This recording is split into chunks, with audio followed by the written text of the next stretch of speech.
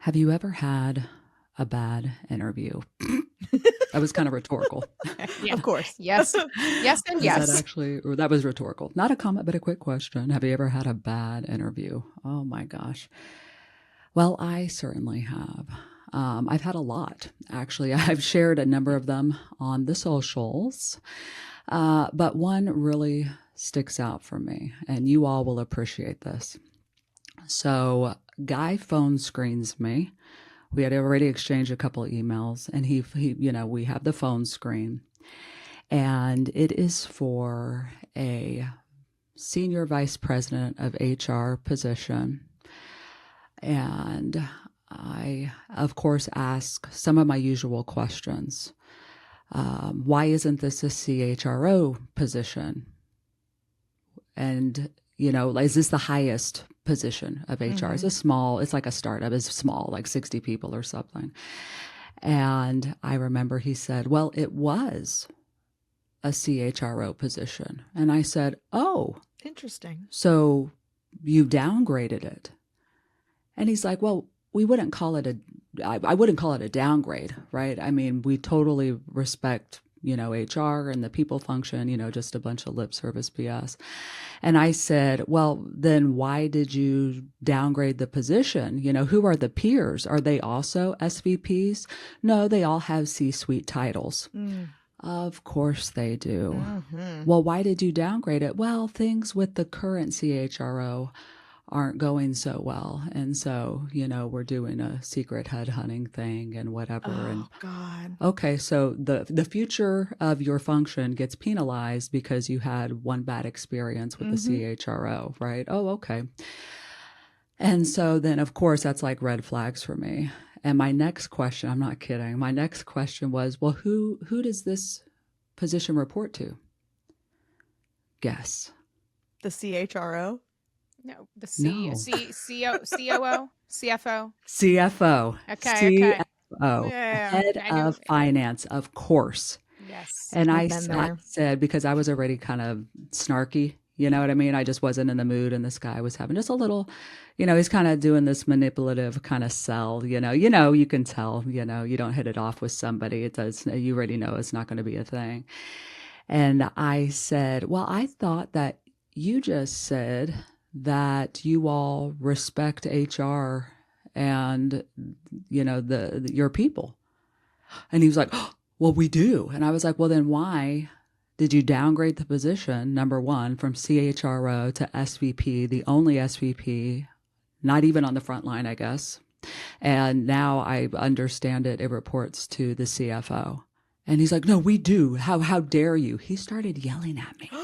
I've never had a recruiter literally yell at me. He was like, how dare you say we don't respect people in this? And I was like, well, all behaviors indicate the exact opposite.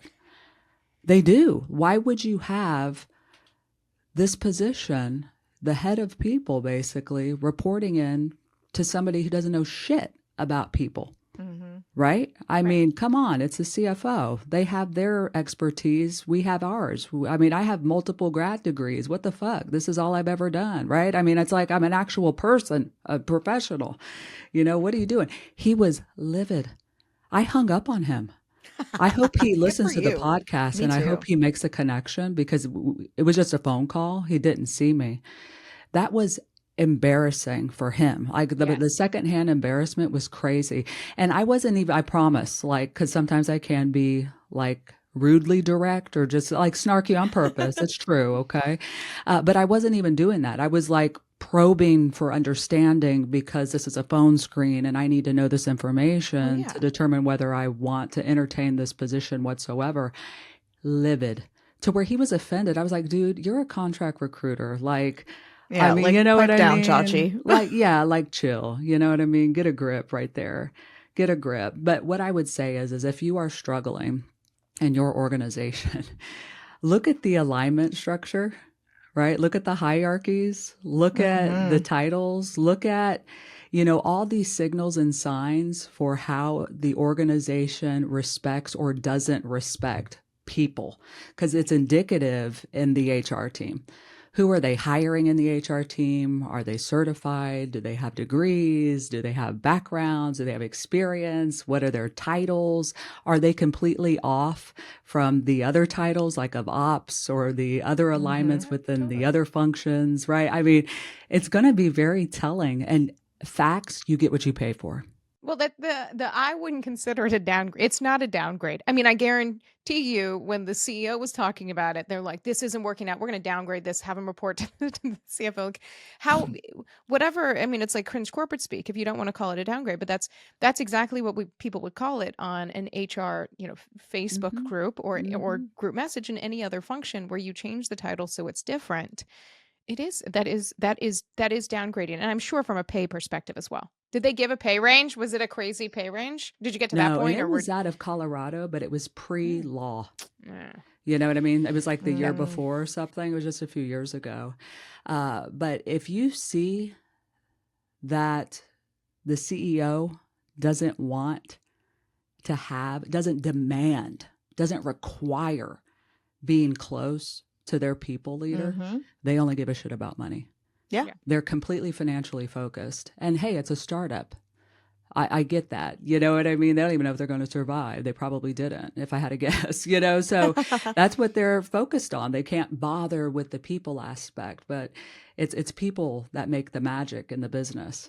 And For so sure. you want a CEO that's like they almost have their CHRO or head of HR, whatever they want to call it, as long as it aligns with their peers, like right there with them, lock arm. Because we Right. always joke, right, in HR, you got HR on this shoulder and you got finance on the other shoulder, and there should be a good balance, right? You want both opinions, and you need to weigh that, this way. If you're a good business leader, so huge red flags. Oh Yeah. my gosh! And I know it's not a unique experience. No.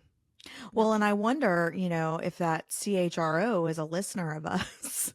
Let me I would know. love to hear her or his side of the story, because I bet they just clashed with the CEO or maybe the CFO. They probably would agree it didn't work out, but have some other Yeah. reasons for that. Been there, Whew. done that, got the t-shirt. Yep. For sure. Also, highly recommend asking how many CHROs has this CEO gone through in the Oh, last yeah. 5 years? Mhm. Oh, about 15. Oh, okay. Yeah. Well, You I know? see this is not a fit for me. Because it takes a lot of bravery to be the head of HR, to be in HR in general, right? And so when you see, if you're not in HR, if you see things don't go the way you wished they were going, 95% of the time, I swear, you got an HR team fighting their asses off behind the scenes, but losing every damn Yep. day. I For swear, sure. I promise Mhm. on everything, because I've been that person. I've been fired because of that, because I've been just too pro employee, because that's like being pro myself. Hello, duh. Well, yeah. I want bonuses too. I want more time off and better benefits too. Come on, people, think about it. Well, and Oh. that's, I think HR obviously, gets a very bad rap, but we are people advocates. And not only are we advocating for the employees, but we're also advocating for ourselves, because we too are employees. Mm-hmm. People forget that. Mm-hmm. Well, shall we jump in, ladies? I know that we have a hard stop. Well, Jamie does. It's always Jamie. Very We busy. very, very busy. We have a hard stop, and we have a full agenda today, as always. We are going to start with some cringe corporate speak, right? And Jamie is going to bring that to us today. And then we are going to pivot and shift and twirl to our meeting hot topic, which is all about quiet vacationing. Gosh, what a hot topic, right? Ooh, gosh, this is in the news. But we're going to talk about what the hell it is, and then dive into just maybe some PTO best practices in general, and just our advice, of course, in 2 cents. And then, as always, we will shift to some questions and comments at the end. Jamie, cringe corporate speak. What do you got for us today? Yeah. So today I'm bringing to you Under the Hood. Ooh. Oh, yeah. Oh. Yeah. So, I've always heard it in the sense that we're going to take a deep dive using another cringy corporate speak. Defining Um, with cringe corporate Yeah, speak. I'm gonna Love but it. a lot of times, and I get what it means. It's like you're peeking under the hood of a car, right? We're checking the oil, we're checking the fluids. I understand, but it's very. I feel like it could just be. You could definitely use it out of context. Yeah, I feel like someone's lifting up my skirt. Yeah, yeah, or like Well, my yeah. shirt. Well, and I don't know how Honk, cars honk. work. I think it's like I think of cars like I think of the internet, TV, all that. It's all magic. Cell phones, it's all Hmm. magic. It is. It's all magic. I've had to be in positions where I had to do like legal contracts around technical things like that. I have them draw me a picture on the whiteboard. If so, it doesn't, the looking under the hood won't do. It'll just make me more confused. And so I think what would we say? What would we say instead of under the hood? What do we recommend? What do you like? Deep dive? Are you an Olympic diver? The Olympics coming up. Is that more your I speed? don't know. I don't think deep dive. I think like let's just take a closer look. Let's analyze it. Yeah. Mm, Yeah, to your point, Ashley, you got like my wheels turning here. I bet that is, and we haven't looked up the origin. Ashley's going to chat GPT. I'm I just saw literally her there. eyes dart to her monitor here.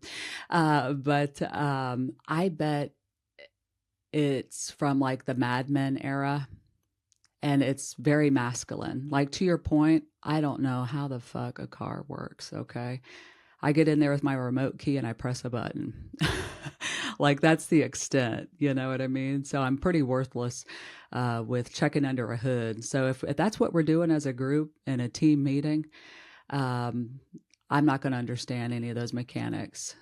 I'm not going to be able to contribute or help. Like if you want to take it like literal like that, you know what I mean? Like I could see how that's a divisive in a way, or like it's probably got these sexist origins, because it's stereotypical, Yes. you know? Yeah, it comes from it. So I see it. I don't see a date on this, but basically, it's like you're buying a used car in particular, to not just go by what Hmm. the salesperson says, but to examine it a bit. And so again, Yes. examine is a word for it, and probably a better word than I just flashed instead. the ladies. Yes, thank you. I appreciate it. Always I appreciate let them that. take a sneak peek under my hood. Woo! Oh gosh, it's always nice to see how things are running. Yes. So No more Oh fluids in god. these bad boys. so this is what Jamie's giving an excellent example of is where people's minds will go when you use this Hmm. type of cringe corporate speak. So speaking very specifically in ways that can't make the mind wander is always recommended by the HR besties. Yeah, and I feel like 80% of cringe corporate speak is sexual Oh yeah. or can be Or can construed be, that. yeah. Yeah, you know what I Oh mean? yeah. But of course, anything can be That is what when she you said. try hard enough. That's what she said. Oh my gosh. Woo. All right. Well, that is cringy. Shall we shift to the hot topic? I think we should. I think we're The legally lawyer's like, required. yes, please. It's just- Let's look under the hood of this hot topic there. All about quiet vacationing. Somebody tell me, what the hell is it? I can speak to how it's defined, having recently had to give an interview on this. Whoop. But so overall, quiet vacationing is this idea that people they're going to take some time off. They're going to work somewhere else in particular, but they don't want to tell their boss. And part of the reason is in particular, and this is a bit of a uniquely American concept, because in most of the rest of the world, you need some time off, you take the time off. It's an You expected have process. time off. Yeah, it's not even a request as much as just it's there, or a custom. But in the U.S. in particular, people tend to have pretty low balances of Mhm. or even where you have unlimited PTO, which is definitely a topic for another Mhm.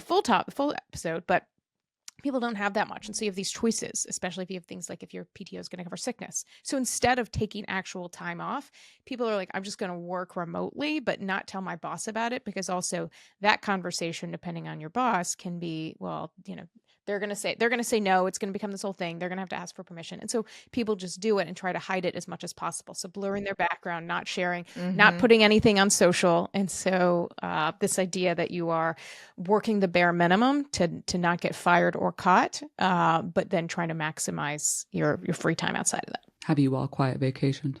I'm definitely guilty of it. Yeah. I mean, I think with the rise of remote work, since the pandemic, things are just different, right? So Mhm. if I'm working somewhere and I have 7 PTO days, which that has happened to me before, um, and I'm gonna go on a weekend trip and I don't want to take that Friday off.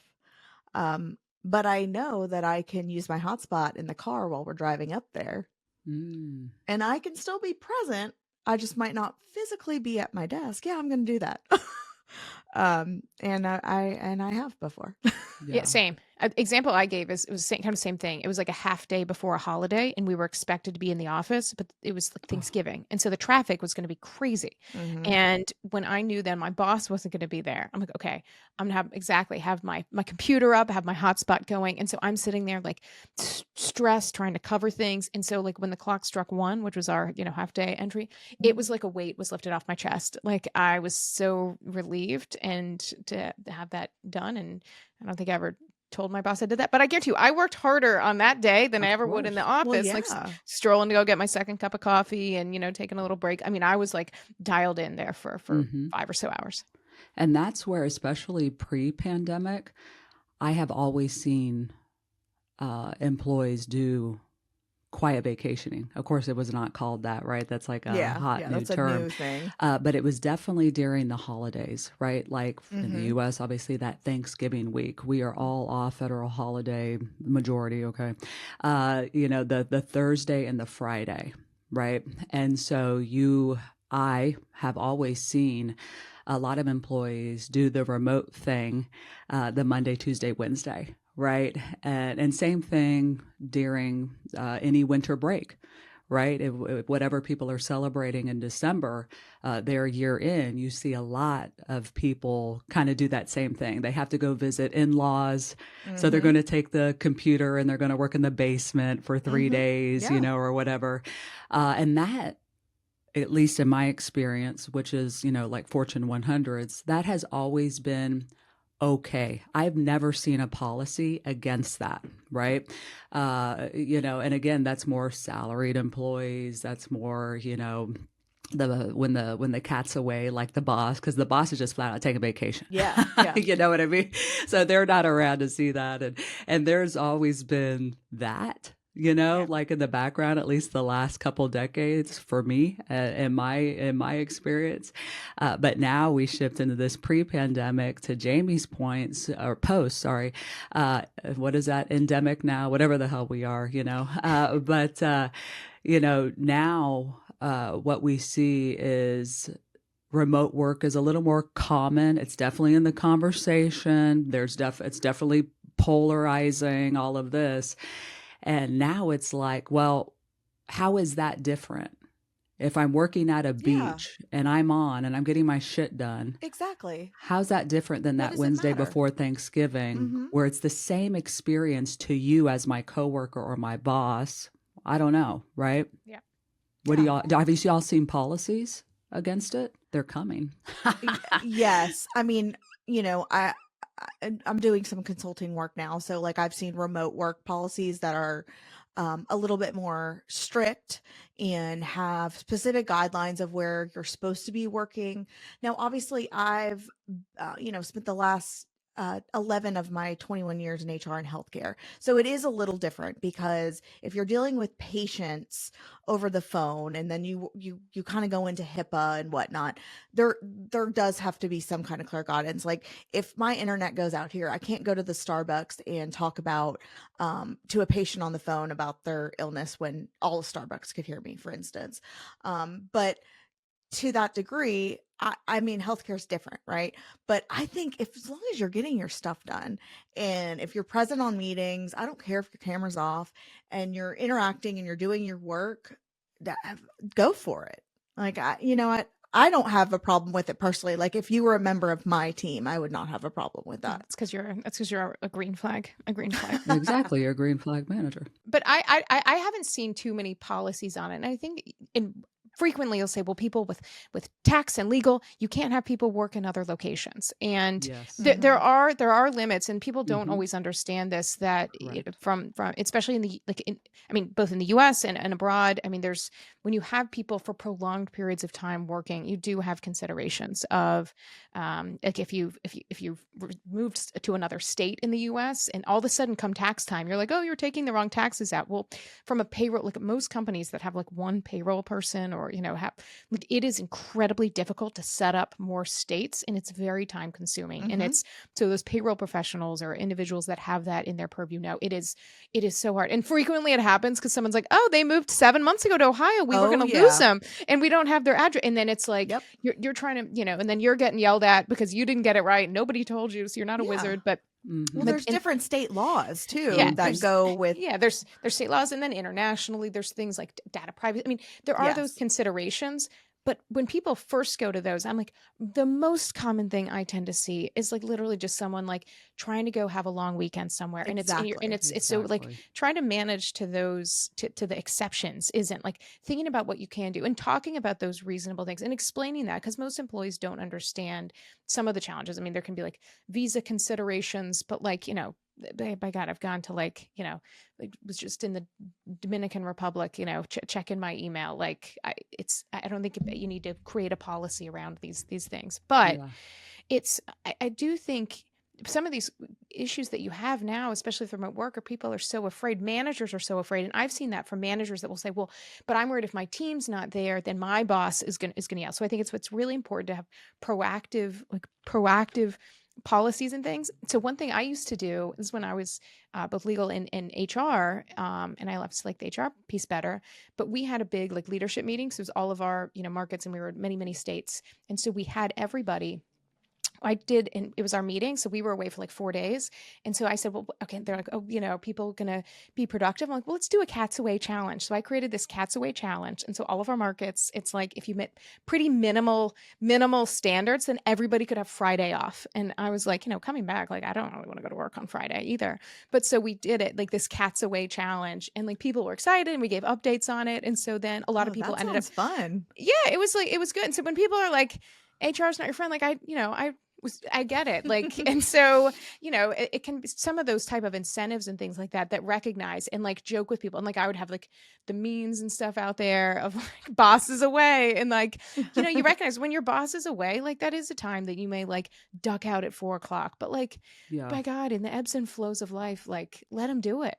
During COVID, those 3-4 years, whatever it was, to your point about people moving, that's where I started seeing policies that you have to get approval to do that, because in one of the places that I worked during the COVID times, um, all crazy, I want to say 15% probably of the workforce just moved other places. We had just no idea. And we did not have legal entities established in those states. They were working there illegally, and they flat out just moved. You Mhm. know what I mean? They didn't just like get an Airbnb for the summer. A lot of people did that, right? Like they would just Right. go they were being nomads, jealous, hardcore. Wish I could have done something cool like I that. know, right? But it's like, dude, you just moved to Seattle. We have no business on the West Coast. Like, I Right. don't, like, Right. you're in a different time zone. I don't have a Mhm. legal entity there. We don't know how to pay you. We're running you illegally through the state. We haven't put any papers in through. I mean, there's actually a lot behind the scenes. Yes. Yes. And so then we, behind the scenes, were shuffling to make that happen. We didn't do something shitty like, you must move back to Massachusetts, which I understand when companies do that. They're like, hey, we only have legal entities in 4 states. Sorry, you got to choose one of these 4 states to live in. We can't support it other ways. Blah, blah, blah. We can't afford to set whatever up, right? But yeah, that's where I've seen the policies that, okay, hey, if you want to relocate to Florida, for example, had a ton of those. Oh my God. Then you got to let us know at a minimum, like, let's have the conversation at least, Mhm. and I think that's reasonable. I hate having the blanket statements.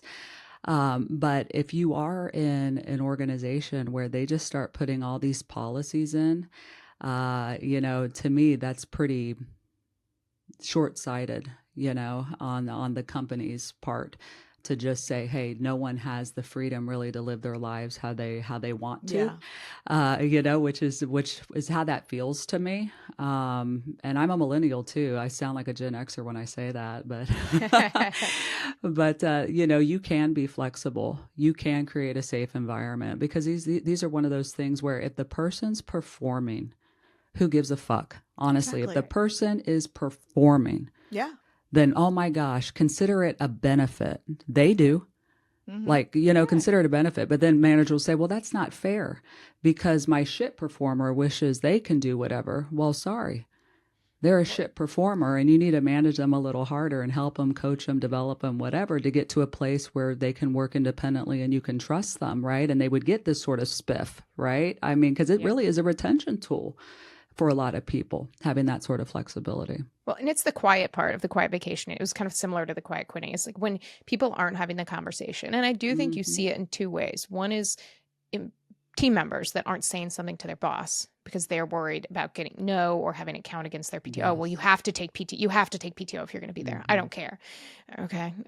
So it's like hiding it from your boss. Then it's also those managers, though, that a lot of managers out there want to give more and are kind of encouraging their teams to do things behind the scenes because they don't have the influence power to give that person more time off. And so they're like, do what you have to. And so I think in a lot of organizations, including large ones, you have a lot of these like micro cultures that depend on that manager. And so that's where I think leaders of organizations, including HR, which should report to the CEO, but really taking stock of like what's happening that people are afraid to tell us. And so Thank you. what is impacting overall our retention, our engagement, that if we just were more flexible. Jamie, Yeah. sorry. Yeah. No. And then if we look under the hood here, we Ah, there you we go. well, but the problem, why is there even such thing as quiet vacationing, is maybe we're not giving people Enough. enough PTO and flexibility in their jobs. And if if if we're losing people and we're throwing money at people for retention bonuses, maybe it's as simple as providing them another 5 additional days of PTO, or even just being more flexible Mm-hmm. with our employees. And gosh, Jamie, like that was, man, that was just circling in my head here. Is that again, a term is created like quiet quitting. Here's quiet vacationing that puts the onus and blame and Mm-hmm. attention onto the workers when the Yep. solution is actually this other way. Yep. It's on the employer side. Because if your employees aren't talking to you and they are quiet, that's a you issue, company. It truly is. It's Yes. not a worker issue. That's bullshit. You know what I mean? It truly is. So why aren't your employees talking to you to where they feel they have to quietly vacation? What aren't you providing? What aren't you providing? Mm-hmm. You can't tell me you just have a ton of bad people doing a bunch of unethical shit. I'm doing air quotes, right? And just having all these vacations and blah, blah, blah. Yeah. Trust me, it's a minority anyway, because most live in fear if you're in that sort of Mm-hmm. organization. But I'm sure they're pretty innocent occurrences. But why is it quiet? Because they don't feel safe. Because they don't feel safe. They do not feel safe. Oh, gosh. Oh, freaking organizations. Damn you, big I business. know. Damn the man. Oh, gosh. Anything else to say on quiet vacationing, ladies? I want to make sure we've fully explored and looked under the hood of that topic. Both of you today getting that no. I've fixed the carburetor. Couldn't find it. The radiator thing. Yeah. I've I just thought of something for my question and comment, so so yeah. Oh, okay. Well, speaking of then, let's shift. Any questions or comments? Ashley, why don't you Ashley. go first? When I said that with like the car and the carburetor, like I couldn't find it, it reminded me of that game Operation. And I know Meh. previously we've talked about them since. Were you all good at that game? Because I No. felt like it was like a jump scare. You're good at that, Lee? Yeah, I remember I got it for my 6th birthday, which was at Chuck E. Cheese, and killed the game. I was just killed Wow. it. I was good at it. Yeah, I'm not patient enough, I don't think. No, I was I always Just getting jabbing the guy. Yeah. like Let me get this rib. yeah, the jump scare, The like funny that's bone. the sound exactly. Like the sound against it. I was about to say I think it's an impossible game, but it's not. So okay, so we're adding this to our stack of board games to play together. Oh, yeah. Okay. We should So play that. That was a good one. Jamie, thank you. anything? I was just going to say, just take your vacation. Don't be scared to take your PTO or, your vacation. You don't have to, if hopefully you have a boss, a millennial boss, probably that is flexible with you. And as long as you're open and honest with them, you can go quiet vacation on a Friday or in Jamaica if you need to. But that's just a reminder. Yeah. See, and just piggybacking on that, if you're a manager, who gives a fuck if your Yeah. person's performing? Consider it a spiff and an added benefit, I swear. Because you want to retain those superstars, don't you? They Yep. make you look good. Remember that. Yeah. So little things like this, people see as a huge benefit. Let them have it. Who gives a fuck? God, let them live. Oh my God.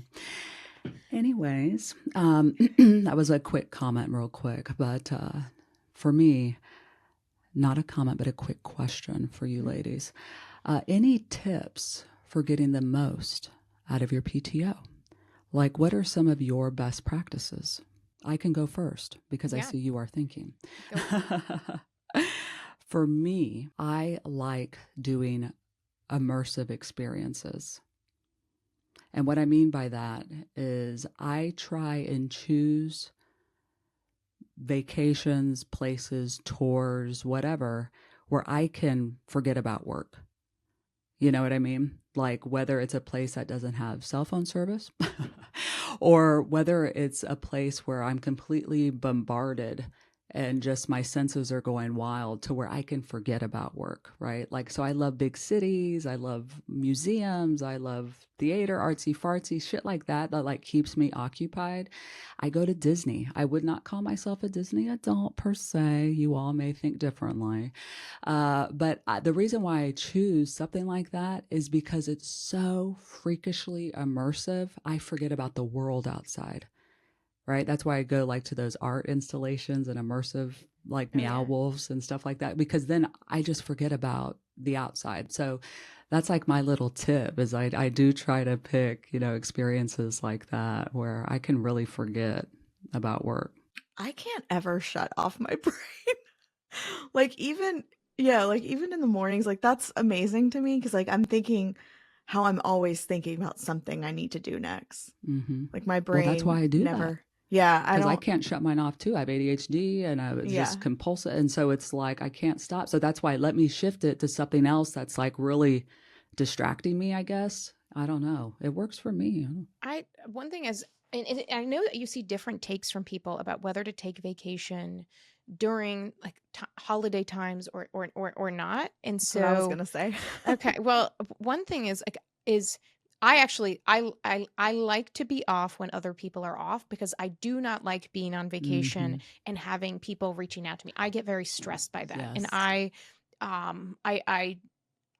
don't now. I'm a business owner, so I don't shut off my email, but I really didn't look at it. But we, for the first time as a business, again, we're a small team, but we shut down as an organization, and again, had proactively told clients that we're doing manager training for. And so one thing is as a win for organizations is to think about the times that you're slow in giving that time off, especially if you're like, okay, well, we're not going to give, some boost of that time off. And I've been successful in organizations as HR pushing for us to give dedicated time off.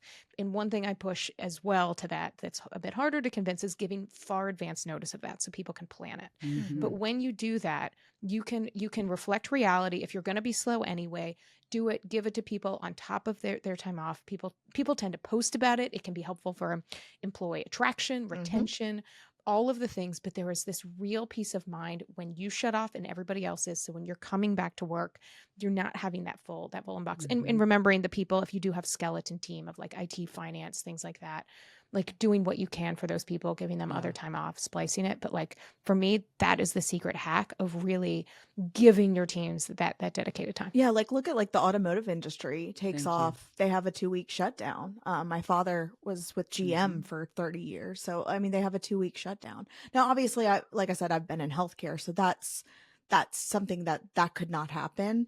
And I've also worked in a lot of industries that have, 24/7, like hotels, like hospitality. So that's Mm. not physically possible.